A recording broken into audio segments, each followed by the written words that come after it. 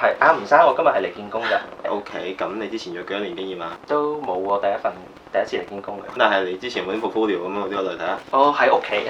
哦，喺屋企，我哋可以翻屋企先啦。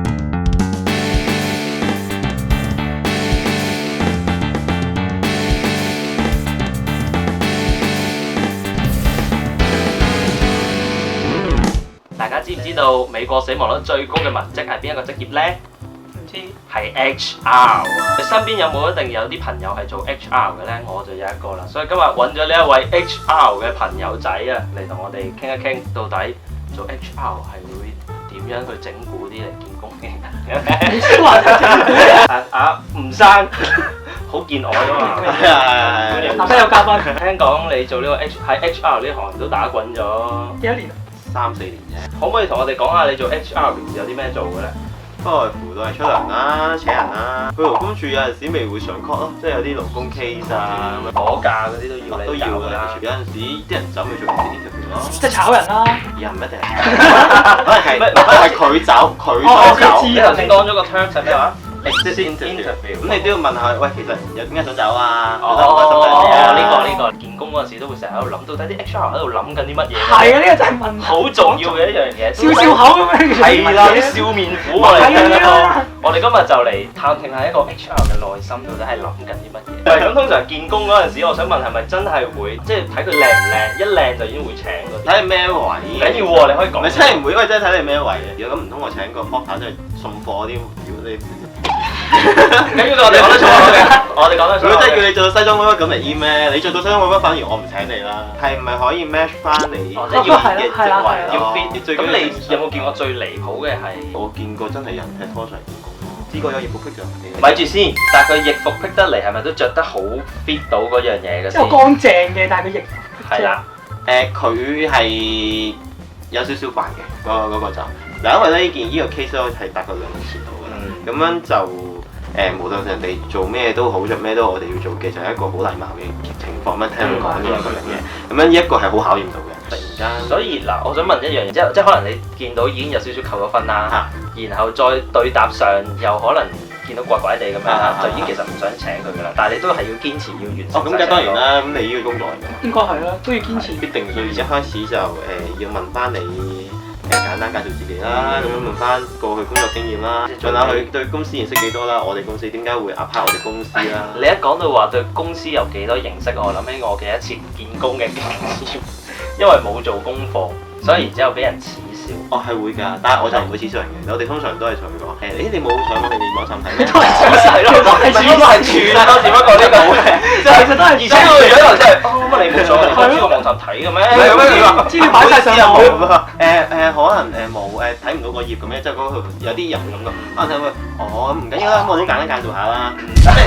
你要幫佢兜一兜，唔緊要啦咁樣。個 cam 無論做幾多功課都一定夠，因為 HR 嚟講咧，同你介紹公司嘅時候，某程度上係宣傳緊公司。人工方面你係點樣丟嘅咧？有個職位空缺嘅時候咧，已經有個 budget 喺度。二嚟咧就係其實都知道出面個市價大概係點樣。當然啦，一定會有浮動嘅 salary 幾多啦。之前嘅 structure 係點樣啦？即係佢究竟有冇12個月糧啦、bonus 啊定13個月糧啦？佢對上嗰份工嘅人工係幾多啦？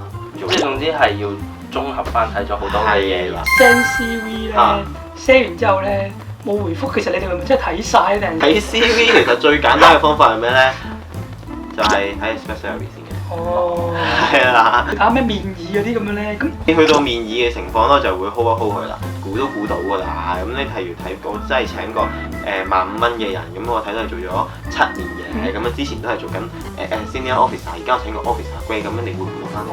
其實講嚟講去個 CV 咩都好啦，其實總之第一步佢都係睇咗你嘅工先，一個金錢嘅世界。金錢至上。冇錯，仲有呢一樣嘢就係最重要嘅就係離職嘅時候都係會涉及到呢個 HR 嘅部門嘅。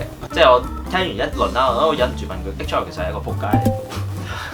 冇問啦。係啦，呢個係一個好嘅 HR 嚟嘅。權力所限。留人就一定會㗎啦，當然啦，如果本身一直唔想要咁嘅嘢都要走啦。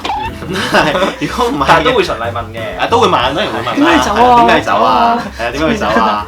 點都好啦，多謝你咁。如果你唔想去走嘅，真係唔想去走，唔一定係因為佢做得有幾好。我要出去揾嘅時候，又要由頭再 pick up 晒咁樣嘅，咁其實係一件好麻煩嘅事嘅，冇乜問題，我哋都係想啲人留職嘅。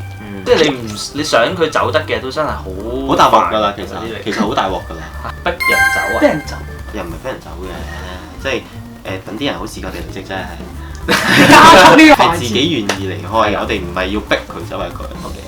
如果係一啲有前線嘅公司嘅話，咪會調鋪咯。如果係你會點樣同我講咧？落決定嘅唔會係我哋嘅。第二但係你哋通知講嘅我我哋都係出封信啫嘛。更加多咩？你講俾人佢睇。頭先連嗰個樣都出埋嚟啊！重點就唔係我想俾你走，係啦，唔係我決定嘅。因為重點唔係我哋做唔做一個壞人啊，而係可能我 HR 得7個人，我前線有1000個人。如果 in case 要調鋪個個都講嘅時候，咁我哋落得幾多個同佢講咧？咁你覺得你做咗 HR 咁耐，3年4年，咁有咩好玩咧？驅使你要繼續做嘅？其實最好玩，我覺得係見工啦，見到好多唔同嘅人。咁你同佢哋傾偈嘅時候，都可以了解到好多唔同人嘅故事。其實都幾似我哋，即係我哋請唔同嘅人上嚟，跟住然之後就傾偈咁樣，聽好多唔同嘅故事咁啊。係啦，咁大家聽完以上呢一個好好嘅 HR 同事咧，分享咗佢自己一個做 HR 嘅一啲心情同埋一啲，唔一定係我嘅。係啦，聽講啫。其實應該係或者係一個幫員工同公司之間溝通嘅一個，但係佢好似唔係好同意咁喎。呢個就係而家 HR 最想做嘅，其實係想員工同埋公司更好嘅。係啦，但係嗱頭先嗰個係佢坐喺即係喺屋企咁樣傾偈嘅一啲情況，佢喺公司可能未必係咁嘅樣。係打翻條呔可能又。多謝阿吳生、阿生成哥，我今日作學咗好多嘢。下次睇下再請啲咩唔同嘅職業上嚟同我哋傾下偈啦。好，唔該。拜，say 個 bye 啊！